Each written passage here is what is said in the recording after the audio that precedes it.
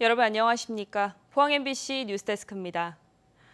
울릉도에서 일부 식당들의 1인 식사 거부 등 관광지 서비스 불친절이라는 고질적인 문제로 관광객들의 불만이 높다는 소식 최근 전해드렸는데요.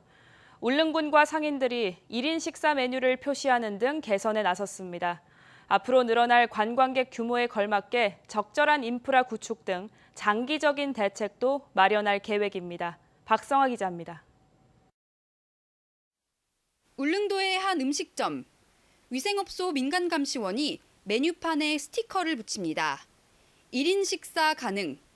산채 비빔밥부터 오징어 내장탕까지 이제는 혼자라도 먹을 수 있습니다. 여분의 자리가 있으면 혼자 오신 분들도 충분히 저희가 식사는 대접해드리고 있습니다. 상인들과 울릉군이 서비스 개선에 나선 겁니다. 울릉도 주요 관광지에선 그동안 식사와 숙박 등에서 불편을 겪는다는 개별 관광객들의 불만이 꾸준히 터져나왔습니다.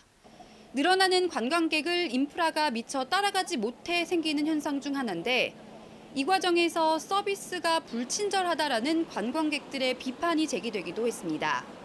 울릉군은 1인 식사가 가능한 메뉴에 스티커를 붙여 안내하고 친절 매뉴얼을 게시해 서비스의 질을 향상시키기로 했습니다.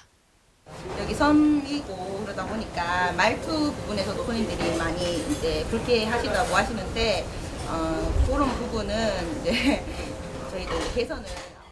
친절 교육뿐 아니라 상인들을 위한 지원책과 인프라 구축 방안 등 장기적인 해결책도 모색하고 있습니다. 식당과 숙박시설이 울릉 지역에 밀집되어 있습니다.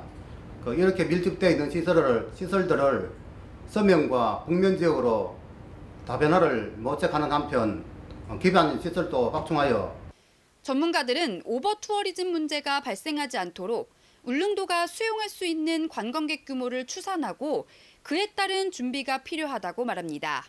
관광객들을 받을 수 있는 수용 태세가 어느 정도 될지를 갖다가 정확하게 산정할 필요성이 있다.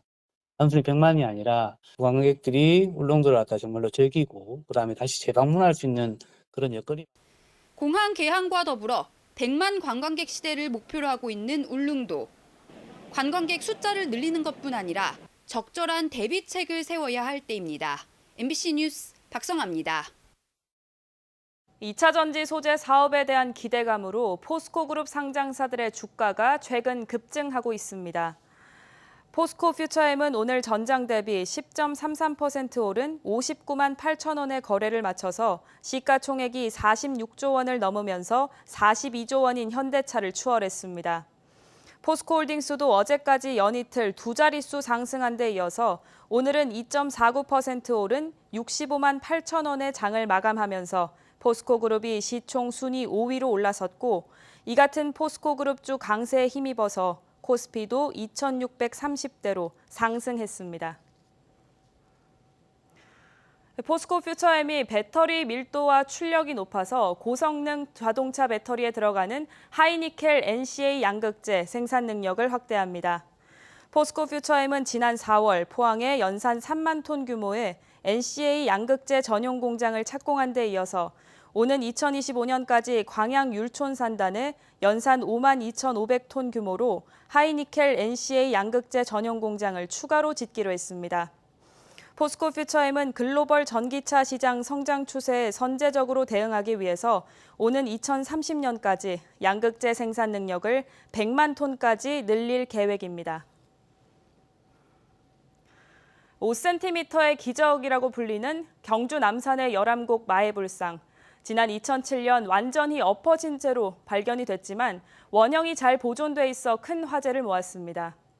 불교계는 이 불상을 수직으로 세워야 한다는 입장인데 경주시가 장기적인 보존 방안을 수립하기 위한 연구에 나섰습니다. 장미쁨 기자의 보도입니다. 50mm만 더 내려갔어도 코에 치명적이었을 것이다.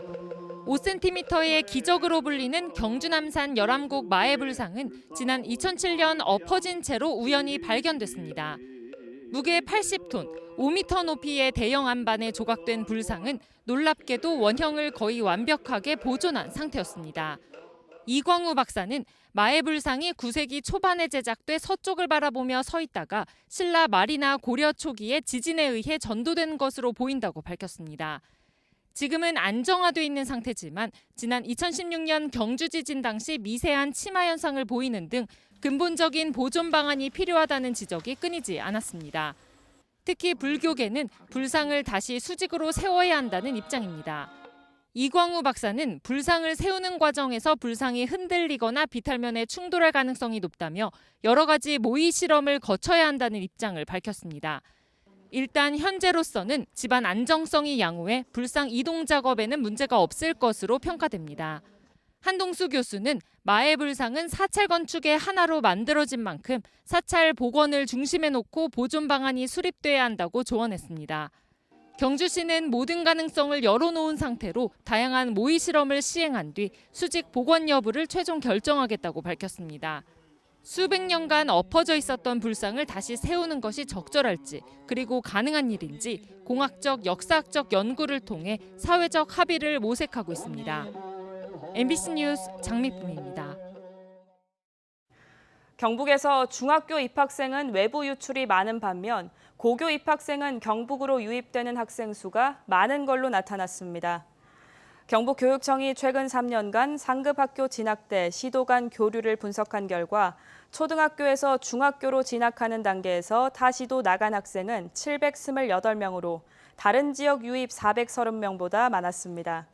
반면 중학교에서 고등학교로 진학하는 단계에서는 경북으로 유입이 4,420명으로 타시도 전출 948명보다 3,472명이 더 많았습니다.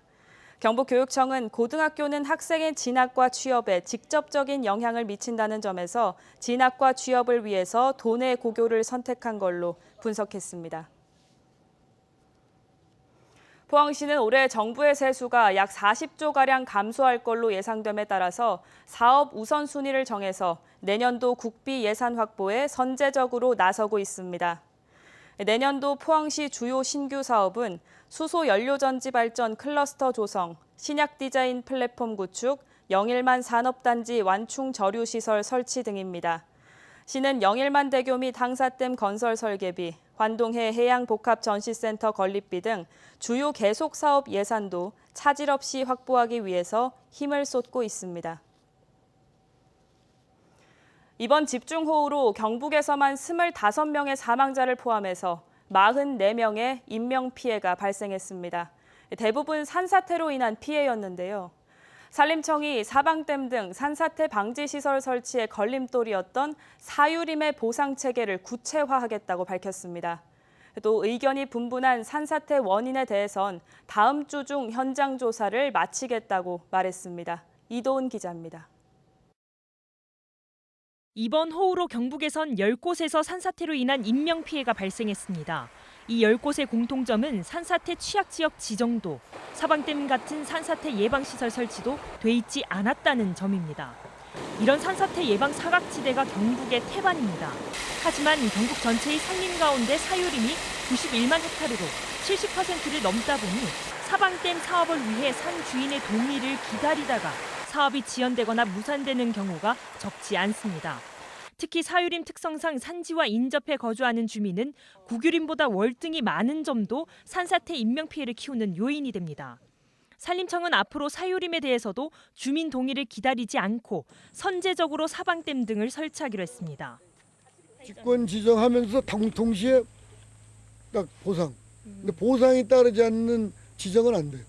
지금 현재는 사유재산권을 보호해야 되기 때문에.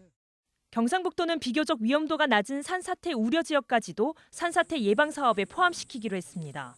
일반 산림지로 관리를 하고 있는 시등급지에 대해서도 저희 도에서 취약지역에 준하여 확대 관리를 하면은 사방 시설물을 설치하여 산사태 경보 발령 시 인명 대피를 위해서 안전한 장소로 대피 조치를.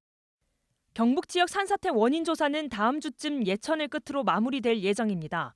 한국수력원자력의 차도 때문이라는 예천 금곡리 산사태와 산홍수 가능성이 제기된 벌방리 등 인명피해 지역의 경우 조사가 끝나는 대로 복구와 보상 금액 책정 절차에 들어갑니다. MBC 뉴스 이도은입니다.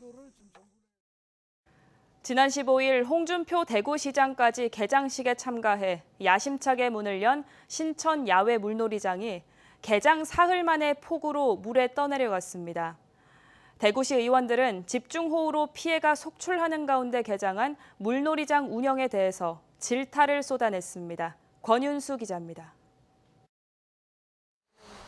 지난 15일 문을 연 대구 신천 야외 물놀이장은 당일인 단 하루 운영된 뒤 호우경보로 16일부터 운영이 중단됐습니다. 급기야 사흘 만인 18일에는 신천이 범람하면서 시설 일부가 급류에 휩쓸려 떠내려갔습니다. 대구시 맑은물 하이웨이 추진단을 상대로 추가 경정 예산과 기금 운용 계획 변경안 예비 심사가 열린 대구시 의회에선 질타가 쏟아졌습니다. 이게 바로 인재라고 하는 겁니다. 이런 거에 이게 인재 아니면 어떤 걸 인재라고 합니까? 얼마든지 일기예보도 돼 있었고요. 그럼 그때 가서 응급하려다 보니까 때는 늦은 겁니다. 박종필 시의원도 개장 시점이 적절했냐고 따져 물었습니다. 대구시는 지난해 신천 야외 물놀이장 운영 기간과 같게 하려다 벌어진 일이라고 해명했습니다.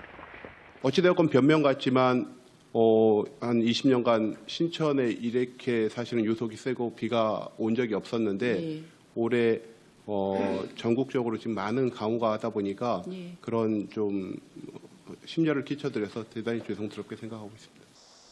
시설물 훼손에 따른 피해를 묻자 대구시는 자연재해에 따른 피해는 업체가 부담하게 되어 있어 대구시가 부담하는 추가 예산은 없다고 설명했습니다.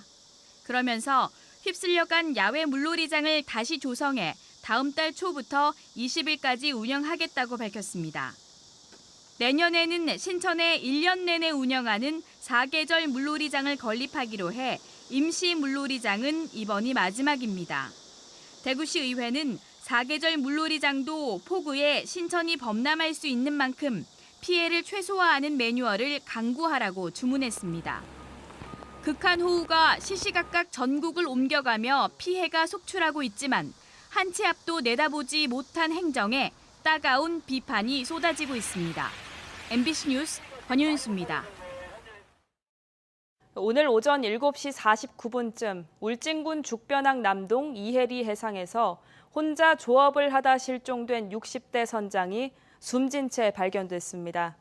해경은 오늘 오후 1시 12분쯤 울진군 온양리 앞 해안가에서 선장을 발견해서 인근 병원으로 옮겼지만 사망 판정을 받았다고 밝혔습니다.